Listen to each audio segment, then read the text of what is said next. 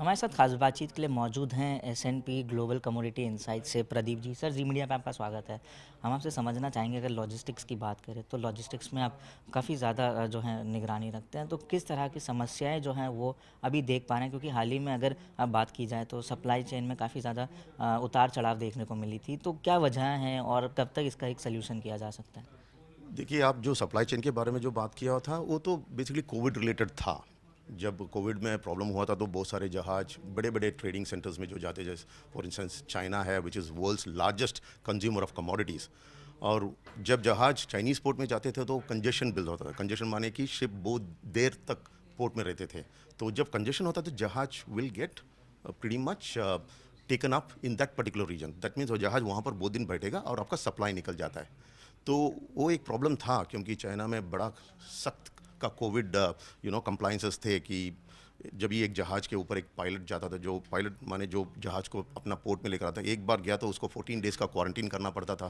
तो man power का limitation था, फिर जहाज़ का जो वहाँ पर आने का डिस्चार्ज, उसको जो कार्गो डालना था, वो सब डिले हो रहा था। सो जब डिले होता तो बहुत सारे जहाज will get locked up in one particular area, and that actually reduces the supply side of ships, which in turn it has a contagion effect, और हर जगह पर there will be shortage of ships.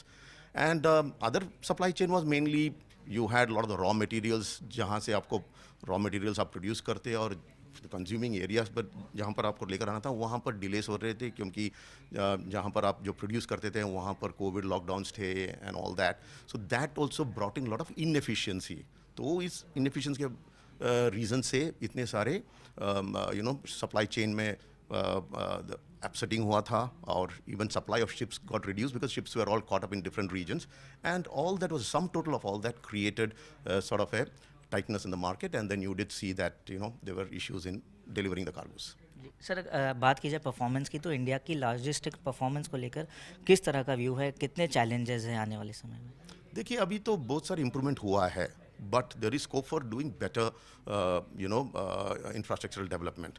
अभी देखिए, यहाँ पर Singapore, basically if you compare with some of the biggest port in this region, Singapore is one of the most efficient port. A ship जब वहाँ पर आएगा तो उसका टर्न अराउंड बहुत क्विकली होता है, क्योंकि वहाँ पर हर सारे फैसिलिटीज़ होते हैं, डिस्चार्जिंग फैसिलिटीज़, लोडिंग फैसिलिटीज़।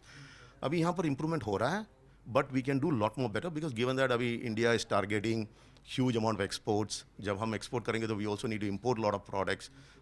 कोई भी सेक्टर ले लीजिए आप, ड्राई बल्क सेक्टर लीजिए जहाँ पर आप कोल इंपोर्ट करते हो, ऑयल सेक्टर लीजिए जहाँ पर we are buying so much of oil into the country. So you need to have very efficient port mechanism for turn around of the ship. जैसे ऑयल साइड में बहुत अच्छा फैसिलिटीज़ है अभी हमारे पास, बट ड्राई बल्क में we can do lot better. अब देखिए, फॉर इंस्टेंस बड़े बड़े जहाज इंडिया में आने के लिए प्रॉब्लम होता है। For instance the big container ships, जैसे what we call ultra large container carriers, well they can only go to certain ports. Mundra में जा सकता है, but they can't go to other ports. So that means it's bringing in inefficiency in your entire trading system. Dry bulk में देखिए, जो cap size ships है, तो बड़ा जहाज है ड्राई बल्क का, 180,000 मेट्रिक टन्स का कार्गो लेकर आता है, वो हर जगह पर नहीं जा सकता। वो जाएगा पारादीप में जाएगा, नहीं तो कृष्णपट्टनम में जाएगा on the east coast. West coast में तो सिर्फ उसको मुंड्रा ही जा सकता है, कहीं और नहीं जा सकता, क्योंकि बड़ा शिप है। और जहाँ पर आपका पोर्ट का जो डेप्थ होता है ना, उसको हम बोलते हैं draft. So there are draft what you call shortcomings और हैंडीकैप। सो हम लोग अभी इंडियन जो बोट्स है, if you want to compete globally, जैसे चाइना ने अपना बड़ा very planned way they basically had expanded all the port facilities। वहाँ पर जो भी ports है, बड़ा deep draft port है, आप बड़े बड़े जहाज लेकर आते हो, क्योंकि जब बड़ा जहाज आप लेकर आते हो ना, you get economy of scale। that means your freight is always reduced on a dollars per metric ton basis। you can always get a very competitive rate, because बड़ा जहाज लेकर तो आप you're paying less, smaller जहाज you bring in you're paying more। so that is the thing, and India में work is being done। so India has to really work on improving the draft conditions of its ports, so that it can receive bigger ships, and that will bring in more efficiency into the trade। जी sir, आपने logistics की बात कही, तो हाल ही में India ने जो है नेशनल लॉजिस्टिक्स पॉलिसी जो है वो जारी किया था, जिसे road connectivity, rail connectivity, waterways connectivity को सुधारने के लिए बहुत बड़ा योगदान प्ले कर रहा है। तो उस लॉजिस्टिक्स पॉलिसी आने के बाद कितना सुधार आप देख पा रहे हैं? देखिए वही वही तो मैं बोला बहुत सारे changes have happened like for instance Paradip port में तो आप बड़े बड़े जहाज अभी लेकर आ सकते हो, you can bring in keeps. उसके बाजू में एक पोर्ट है डामरा पोर्ट में also you can bring in the keeps.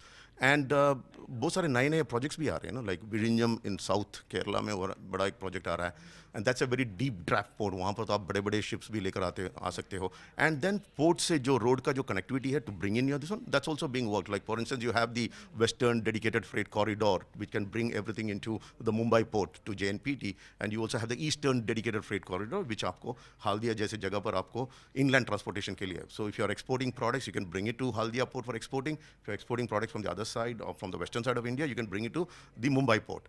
Vice versa, अगर आपको जो imported goods लेकर आते हो from Haldia, if the ship is discharging on the east coast, it can bring to the hinterlands of the country. The same way ships that are coming on the west coast of India, which is based in Mumbai, can bring the cargoes into the hinterlands. So we have this dedicated freight corridors, which is actually helping quite a lot at the moment. But India being such a big country, it needs to work quite a lot on building up that logistics infrastructure so that ports and the demand centers inside the countries are seamlessly, connected. जी। Sir बात की जाए तो environment और ecosystem को लेकर सरकार और ग्लोबली भी जो है काफ़ी चिंताएं जो हैं वो देखने को मिल रहा है, हर जगह से जो है कदम उठाए जा रहे हैं सस्टेनेबल एनवायरनमेंट को लेकर। तो क्या कंसर्न का विषय है, अगर आप बता पाएँ। अभी देखिए सबसे बड़ा इशू है कार्बन एमिशन। अभी इंटरनेशनल मैरीटाइम ऑर्गेनाइजेशन IMO ने एक कंप्लायंस लेकर आया, रेगुलेशन लेकर आया है। 2030 तक आपका जो कार्बन एमिशन है you have to reduce by 40% compare to a base line of 2008 and to attain that जो जहाज का जो फ्यूल है, अभी तो जहाज का जो फ्यूल है we use high sulphur fuel oil और we use what we call very low sulphur fuel oil, और इसमें से जब आप जो बर्न करते हैं तो कार्बन का एमिशन ज़्यादा होता है। अभी जहाज को to comply with this regulations they will have to go for alternative fuels. अभी जो ऑल्टरनेटिव फ्यूल्स लोग बात कर रहे हैं कि मेथनॉल है, अमोनिया है, टेस्टिंग्स आर हैपनिंग, क्योंकि these are all the fuels that will produce less carbon when you burn as a shipping fuel.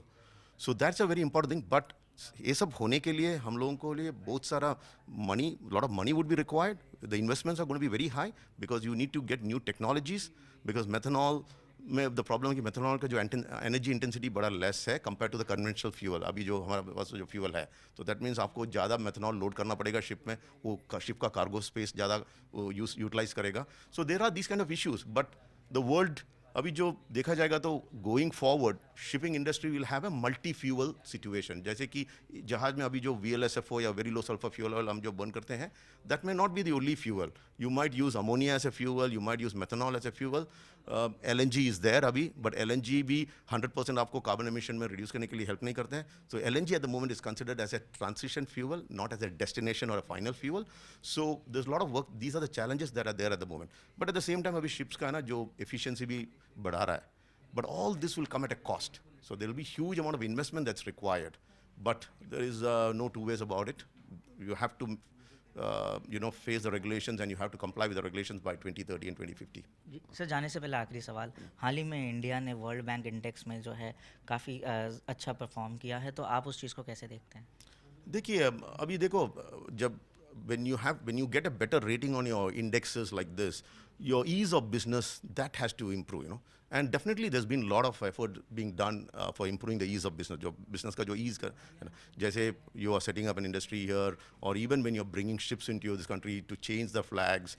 So all these kind of things are now becoming much quicker than what it was before. So definitely, when you make it easy, it's very easy for international investors to come and put money into, especially in areas like logistics.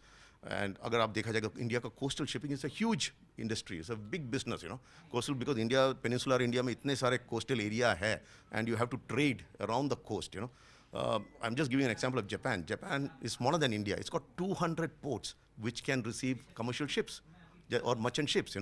इस तरह India को भी ज़्यादातर अपना अभी it has got a better ranking in the index, but India also has to put out more ports around इस coast which will actually facilitate and will have a very, very thriving coastal shipping business. So all this will definitely, the ease of business will definitely drive this. Sir, हमसे बात करने के लिए, अपना समय देने के लिए बहुत बहुत धन्यवाद। Thank you.